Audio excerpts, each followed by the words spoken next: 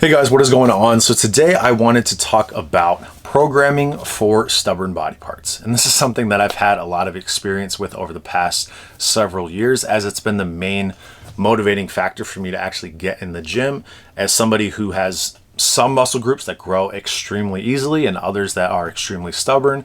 I find a lot more satisfaction out of making those little tiny pieces of progress in those stubborn body parts, as opposed to making huge leaps and bounds in the areas that I don't struggle to grow as much. And so this is going to be how I currently structure my training. And me and my coach, we work together to kind of come up with the best possible plan. But this has just been an overall evolution over the years in terms of me figuring out what does and doesn't work in terms of actually growing those muscle groups that just seem to constantly keep me coming back to the gym. So I'll talk about how I structure that, both in terms of just that specific muscle, as well as how it kind of interacts with the rest of your program. So basics in terms of growing a muscle group. In general, we see a positive relationship when it comes to increasing volume with a muscle group and increasing size. However, if this is taken in a vacuum, which is often the case when it comes to a lot of the studies that we see, this does tend to be true, but when we actually apply that to the rest of our programming, it can get a little bit muddy. And so if we're trying to grow multiple muscle groups at a different time, then all of that volume is going to lead to a whole lot of fatigue across the week, and it's going to mess with everything. And so you really need to prioritize how you are allocating your volume when it comes to one muscle group versus another. So if you read that 40 plus sets a week is going to be beneficial in terms of muscle growth, well, one, you have to factor in there's diminishing returns as you increase the volume up. And two, you have to factor in how does that 40 sets that you do for a muscle group, how does that equate everything across the week? How does that affect all these different muscle groups that you're trying to grow? And is it worth the sacrifice? So in general, we've found that as we increase volume, yes, you do get a better stimulus, but it's not a linear relationship. Meaning doing 2 sets is not half as good as doing 4 sets. Doing 4 sets is not half as good as doing 8. And in fact, we kind of see the law of diminishing returns apply here, basically meaning that as we add sets, the outcome that we're expecting in terms of the results is getting less and less impressive, but we are digging ourselves into a little bit more of a hole when it comes to fatigue. And so that's why sayings like stimulus to fatigue ratio are so important, and factoring in how much fatigue you're going to accumulate across the week when it comes to your programming is essential. So as opposed to getting into all the nitty gritty when it comes to programming for every individual person, because obviously there are variances with that, a general rule of thumb that me and my coach talk about in terms of structuring our programming is talking about our needs and our wants. So obviously, if you want to grow your entire body, you're going to have to factor in training each muscle group, but our needs are the things that we prioritize above all else. And so the shorter list of needs that we have means that we can prioritize those to a greater degree versus if we were to have more needs and less wants, right? So in my specific scenario, I have probably 2 or 3 needs that I would have in my program at any given time. The rest would kind of be in the wants category, or we could even throw some muscle groups into a completely maintenance phase if we wanted to free up some of that volume and some of that fatigue accumulation that we would get. And so we really need to prioritize those stubborn body parts if that is our goal, right? If we want to grow those stubborn body parts more than anything else, those would be in our needs category. If we only care about 1 or 2 of them, and the third one we don't care about as much, we can actually drop that down to a maintenance level, considering it's going to require more volume anyway, and that's going to dig us into a deeper hole of fatigue. But essentially, we want to limit down how much we allocate to any given muscle group and only place the ones in the needs category that we absolutely would want to grow and put in that effort. And then we take those needs and we structure our program around that. And that means, one, adding more frequency throughout the week for these needs. Generally, I would advise, as opposed to doing 2 times a week for any given muscle group, to bump that up to 3 for our needs. And if it's something that's lower down on our list that we can kind of put on maintenance, we can even drop that down to 1 time a week just to maintain the amount of muscle mass that we have. That's going to allow us to work with more volume, have less fatigue overall throughout the week, and that's going to increase our chances to actually improve upon the categories that we really want to. So a general rule, anything you want to grow, you should probably be hitting 2 times a week. If you're looking to maintain, 1 time a week. And if it's a stubborn body part that you really want to grow and it's in your needs category, bump that up to 3 times a week. Now, in terms of volume, I think frequency is probably more important than volume in this scenario because, again, as you progress throughout the workout and throughout the week, all of that fatigue is going to accumulate, and you don't just want to keep throwing set after set after set when if it's not working, then obviously the amount of volume that you're doing is not the answer. And you need to look at execution, you need to look at frequency, you need to look at recovery. And so when it comes to recovery, this is going to vary from person to person, but in general, I'll just give kind of a guideline of where me and my coach have my sets at, and you can kind of maybe work from there, see if you want to titrate up or down from that. So for me, for muscle groups that I don't care about as much or muscle groups that I just don't need to grow, need as much volume to grow, we're looking at probably 6 to 8 sets a week. And that may be on the higher end for some people. I don't have any that are on maintenance because I am actually trying to grow everything. But if I did have something on maintenance, it would probably be even lower than that. Now, in terms of my needs categories, the ones that I really want to grow, I'm looking at 13, 14, 15 sets a week. And so as we spread that across 3 workouts, you're looking at somewhere between 4 and 5 sets for an exercise.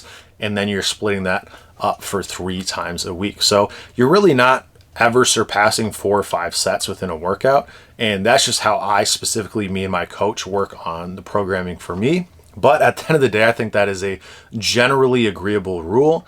If you're looking to do 2 or 3 sets of an exercise, you probably don't need to be doing 3 different exercises for the same muscle group in the same day. And so this is why it's probably better to, as opposed to having like one bro day where you're hitting arms and you're doing a million different exercises for the triceps, you can actually split that up and maybe do 2, maybe 3 exercises, but probably more towards 2, and then split that up and do that 3 times a week. That's probably going to get you to that upper end of that 15 set per week range that I think is probably nearing the max that you'd want to go. Now, depending on your ability to handle volume, depending on if these are just like isolation lifts or if they're compound lifts, you may be able to bump that up to like 20 plus, but it depends on the person and how many muscle groups they're actually allocating to their needs category versus their wants. And so that's how we structure our week, trying to do it 3 times a week, trying to emphasize those muscle groups. The next thing would be to add those stubborn body parts to the very beginning of the workout, or if not the very beginning, the front half of the workout. So if you are doing your arm days, or you're letting a lot of those different tricep or bicep exercises be at the end of your workout and your arms aren't growing, well, what do you think is going to happen when you're already tired from your previous sets throughout the workout? Those exercises that you do towards the end, they are really going to be less beneficial as you're more fatigued. So if you were to bump those up to the beginning of the workout, you're going to get a lot better effect. You're going to be more fresh, and you're going to be able to prioritize those muscles. So I would try to make it the first exercise if you can. If you're doing 2 exercises, obviously don't just go like bicep and then the very next exercise is bicep. I would probably go bicep, go do something else, then come back to the bicep so that you're a little bit fresher for that. But make sure that you're managing fatigue in the best way possible so that you can get as many quality sets as you can. And even if you're only doing 10, 11, 12, sets throughout the week, it's a huge difference between doing those sets when you're fatigued and towards the end of the workout versus making them the number 1 priority in your training. So now that we've got the frequency out of the way, we've got the volume, we've got where we place it in the workout, now we talk about exercise selection, and this is going to be kind of a difference depending on where you're at. So if you are doing an exercise that is a little bit easier to grow, I think you need less variety. And if it's a muscle group that is a little bit harder to grow, or an exercise that you struggle to progress on, more variety I think is going to be more beneficial. And so the way that I structure my training, I don't actually do any exercise more than once throughout the week except leg extensions. And I just consider leg extensions to probably be more of the exception than the rule. It's such a good exercise that hits all of the quad while also being a high stimulus to fatigue ratio, meaning it's one of the best quad exercises that you can do. And doing that multiple times a week makes a lot of sense. On the flip side, a compound quad exercise is going to be by nature extremely fatiguing. You really can't do a compound quad exercise without it taking a lot out of you. And so doing that once a week is probably going to be sufficient for a lot of people. But if we do add in that leg extension to be able to grow the quads and get multiple bouts of stimulus for hypertrophy, I think leg extension is kind of the holy grail for that. So it's not to say that leg extension is going to grow your legs more than something like a hack squat. But considering the high stimulus to fatigue ratio and the ability to do that multiple times a week and not get burnt out, as well as its ability to actually isolate that quad and work the entirety of the quad, it is a very unique exercise in that regard.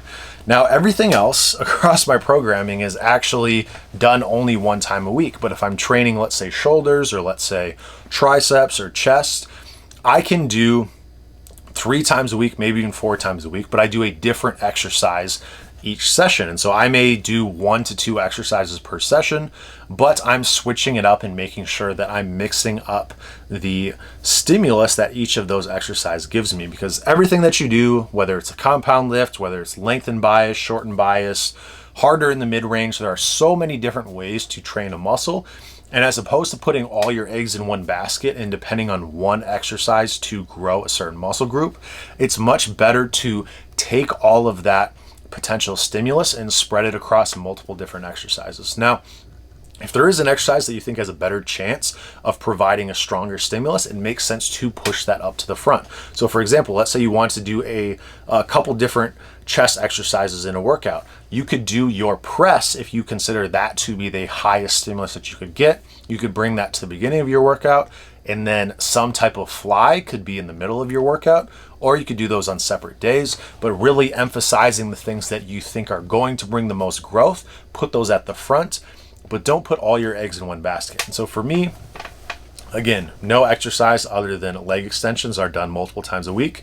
And then we just go ahead and look at different variations that train that muscle in different ways and work on that variety. So for me, I've had multiple scenarios where I've become very one-track minded in terms of I'm going to grow this lift, and this lift is going to grow this body part. And then I'll dedicate all my training to just that one exercise. I'll focus all of my progression and make sure that that is the thing that I emphasize more than anything else.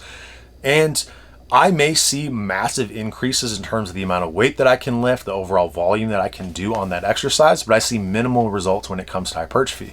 And I think every exercise that we do trains the given muscle in a different way. And so having more variety for muscle groups that actually are, a little bit harder to get results from, I think emphasizing each of those different, ranges of motions and where it's more challenging in terms of leverages, I think applying all of that across multiple different exercises is going to give you a more well-rounded version of that muscle than just emphasizing it in one single way. And so for me, like an example would be a chest press versus a chest fly. Now, I've ran into situations where I've done only pressing and I've increased my pressing dramatically, but it didn't do very much for my chest. Then I've had it where I've added the two together and I bring flies into the mix, and all of a sudden my chest is growing really well. And then I'm like, oh, well, flies are the secret sauce. And then I go and I emphasize my flies above all else. Then my flies go, to a whole nother level, but my chest doesn't really come up with it. And I found that obviously doing a press and doing a fly, you'd want to do them in the same week. You wouldn't want to just emphasize one, but this can be applied to many different exercises, many different muscle groups, and it depends on which muscle you're going after. Now, me, for example, as somebody who doesn't struggle to grow my shoulders, I can simply do a shoulder press and see good shoulder growth. Whereas somebody else, they may want to do a shoulder press one day, they may want to do a lateral another day, they may even throw a couple different versions, a couple different varieties, and try and hit that muscle in a variety of different muscle lengths and, different angles and everything like that. But as you add in more variety, I think that's something that you can only do as you're spreading that across the week, doing 3, maybe even 4 sessions a week for that muscle group. So for me, when I'm focusing on a muscle group that I really struggle with, I try not to feel like any one exercise is going to be my savior and it's going to give me all these gains. And I try to treat them relatively equally. That being said, if I have experience with one exercise being more beneficial, I'm going to bump that to the beginning of my workout, emphasize that to a greater degree. But as opposed to trying to think that we have it all figured out, we know exactly what exercise is the number one thing, as opposed to looking at it in a vacuum and saying, wow, the preacher curl is the single best bicep exercise, therefore I should put all my eggs in that basket and focus on growing my preacher curl. Well, you can have that be your favorite exercise, have that be the exercise that you prioritize more than others, but you should still have that within a variety of different exercises if that is a muscle group that you struggle to grow. Now, if biceps are not hard for you to grow, maybe that's all you need to do. Maybe you just do preacher curls 2 times a week and that, grows it just well for you. You don't have to think about anything else. But in this specific context of muscle groups that you struggle to grow, I think the variety, the frequency, everything that I've outlined in this video, when you combine them all together, that's where I've had the best success. So hopefully this can help some of you guys. Anyway, that's all I got to say about that. I'll keep you updated and I'll talk to you soon.